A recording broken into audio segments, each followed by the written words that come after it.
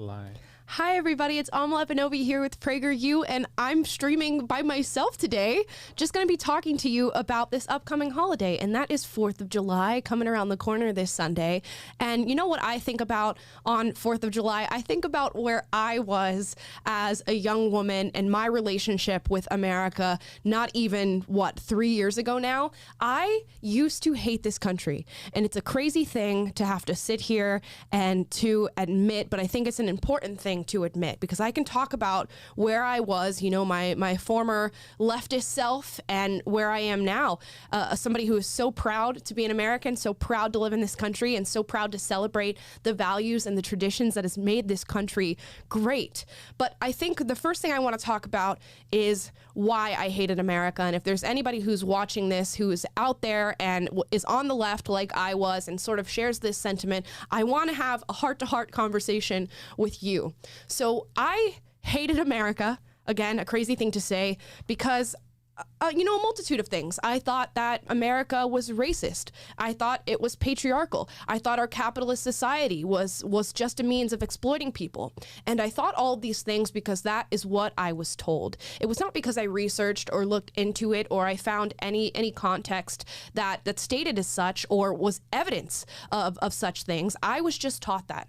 And I was brainwashed into thinking that. And I don't want to alarm anybody by saying brainwashed, but that's exactly what it was. From a very young age, I was taught that being black and female in America was one of the worst things to be, that it was going to come with a lot of barriers, that people looked at me differently, that people viewed me differently, that people made judgments about my character, my morals, and my life just by looking at me. And of course, that is a very disheartening thing. And that sort of attitude was not only attached to other people that I thought would treat me in this way, but it was also attached to America, its systems, its institutions, and its tradition and founding, because I was told that American systems and American institutions were put in place to hold people like me back, to hold other people of color back. And I fell for it. I really, really did. And I truly believed it. And it took a long while to wake up. And when you view America in that light, when you view America as a racist, patriarchal, white supremacist, bigoted, discriminatory country, your only option is to dislike this country. Your only avenue is to hate America. And again, that is where I was. I thought that our institutions and our systems needed to be destroyed and rebuilt to sort of represent what I thought America was meant to be. Little did I know, America was none of those things. It's not racist, it's not xenophobic, it's not patriarchal, and our capitalist free market society is not one that is meant to exploit people.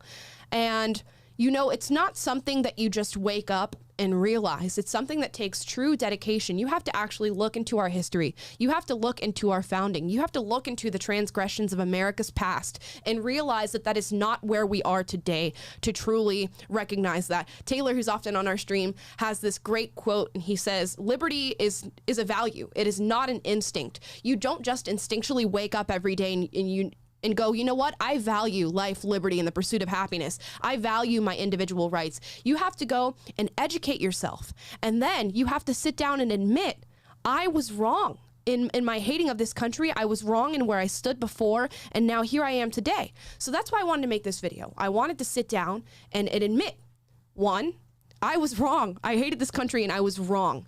And then two, here I am today.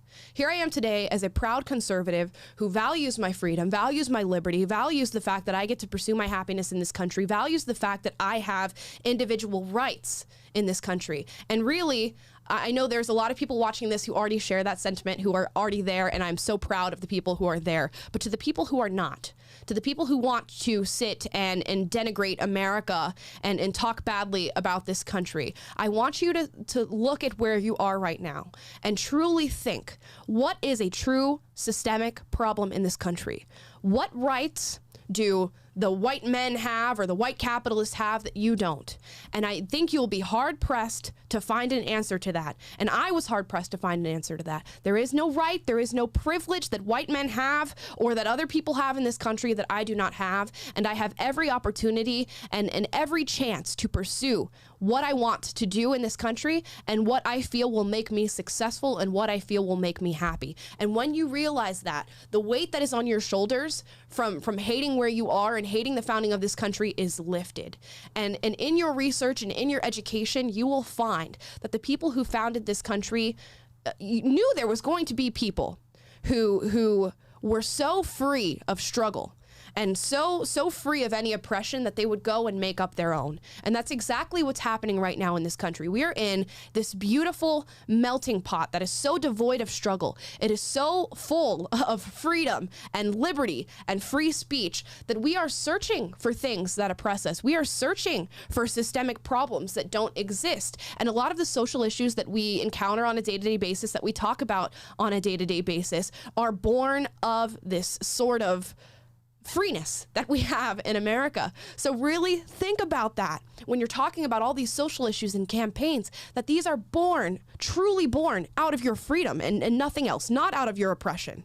And, you know, again, that is where I was. That is what I thought. And I am no longer there anymore. I am a proud American. I love this country. And, you know, I regret thinking what I did before about this country. And I think anybody out there who's listening, who is also in that same vein where I was back then, you are going to regret the time that you spent hating this country, because it is a truly beautiful place that is full of opportunity and that was built to give you freedom, to make you successful, and to allow you to pursue your own vision, your own happiness, your own American dream. So if you leave with nothing else, leave with the fact that this is a beautiful, amazing place to be. It is the freest country in the world. It is the most diverse country in the world. And all of these cultures, all of these religions get to live together and build communities together here in America that are unbreakable. The bonds are unbreakable. And America, unlike other countries that are founded based on nationality, ethnicity, religion, we are founded on a set of ideals, a set of ideas of what this country was meant to be, of how people are meant to live. And that's what we try to live to, and that's what we try to hold true to. And right now you might see a lot of polarization, a lot of divide here in this country. But guess what? The founding fathers saw that coming too. And there's a reason that nothing is truly happening, that the pendulum is not really swinging back and forth. We've sort of met ourselves. The cogs and the wheels are stuck together. And the founding fathers wrote this. They said that, you know, if we cannot find agreement, if we cannot find common ground here in this country, nothing is going to happen. And that is the way that our governance is set up. There is so much polarization. There is so much division in this country right now that nothing is happening. And we're really at a standstill. And it will get worse unless we can all find common ground in the fact that we love this country. So I do have an ask for all of you today. I want to show you PragerU's Fly the Flag campaign. This is our social media toolkit. And it asks only a few simple things of you.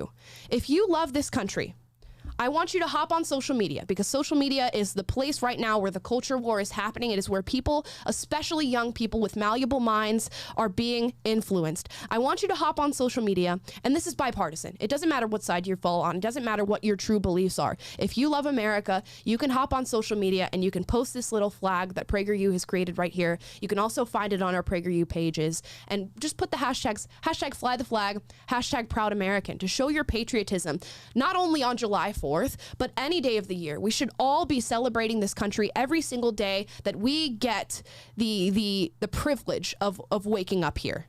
And you can post this flag. You can post a video sharing your testimonial about why you love America. This is my testimonial about why I love America and my past and how I truly hated this country in the past. And you can check out videos that PragerU has made talking about why you should love America, talking about our nation's history, our nation's founding, and the values that we try to uphold at this organization every single day. So if there's anything that you do over this weekend, the July 4th weekend, the one thing that I ask is that you in some way, shape, or form celebrate America. I don't care if that's posting on social media. I don't care if that's having conversations with your friends, family, your peers.